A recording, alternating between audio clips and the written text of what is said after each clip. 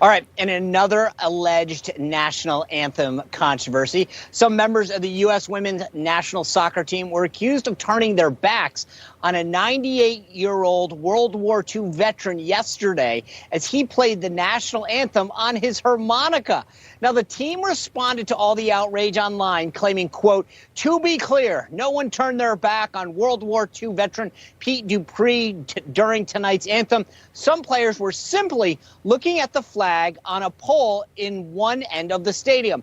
The players all love Pete, thanked him individually after the game, and signed a ball for him." Well, to discuss the latest controversy, let's bring in our company, Turning Point USA contributor Aaron Elmore, and the host of O'Connor and Company, which is very similar to Spicer and Company, Larry O'Connor. Larry, here's the thing that I think is interesting. If you look at the video, Mexico's team players are all facing in one direction. Seemingly, they know where the main flag is, and they've played in a game before. Some of the U.S. players have come out explaining that there was another flag, and that's why they're all facing in different directions. There's some facing forward, some that don't have their hands on their heart, some that do. Here's the thing that I thought was interesting, and maybe it's just because of my years of training and parsing words. Their response focuses on this veteran, this 98-year-old who was playing it, and saying, we weren't disrespecting him. They don't say anything about the anthem. They don't say anything about the flag. And my thought is that they're trying to make sure that they focus on, oh, we like Pete. We admire his service. We don't want to touch this whole flag controversy. Bingo, Spicer. That's exactly what's going on here. Here's what they didn't say, Sean. They didn't say, oh, of course the women's team didn't disrespect the anthem or the flag, because they would never do that, because that would be wrong. They're not saying that because they can't say that, because many of these players, we've seen them on video taking a knee in matches last year. And the problem is that most Americans, when they heard this story, they found it quite believable, because this is exactly what we've seen from athletes like this. And think of the irony as the Mexican team there is watching this go on. I wonder if members of the Mexican team and other people in the nation of Mexico would gladly trade jerseys with the American team and gladly stand in honor of this flag, considering how many people from south of our border are doing whatever they can to desperately make it into America. You know, Aaron, the thing that I think is interesting is these are all top players, right? This isn't their first game, and they're like, yeah, we didn't know which way the flag was. Are you serious? I mean, that is like one of the weakest PR responses I've ever heard. Everyone stares in the same direction, and you're telling me this is your first rodeo? This is a crisis PR moment that the comms team is working overtime to try to rectify. And as you indicated, they didn't say that we respect the flag and the national anthem and our great country. They spoke to this veteran particularly. And you know what? These people should be ashamed of themselves. They are no longer role models to our children. America is the greatest country on earth. And but for their freedoms here, where would they be? And this is such a sad, spoiled moment for athletics. You know, our children say the Pledge of Allegiance. I took my son to a baseball game in my town, and we did the 7th inning stretch of God Bless America and had our hands on our hearts.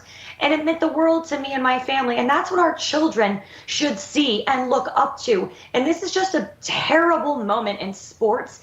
These athletes just look like entitled brats with absolutely no respect for veterans or the people that have fought our wars and gone to battle for our great nation and for our flag. And honestly, it is completely and utterly shameful. Aaron, that is just so perfectly said, because I can't believe that our anthem has become so politicized. But Larry, it's not all that bad. While the mainstream media and Hollywood and some of these athletes have snubbed the anthem, real Americans at Walmart in Haslett, Texas, stopped to sing the national anthem. Let's watch this real quick.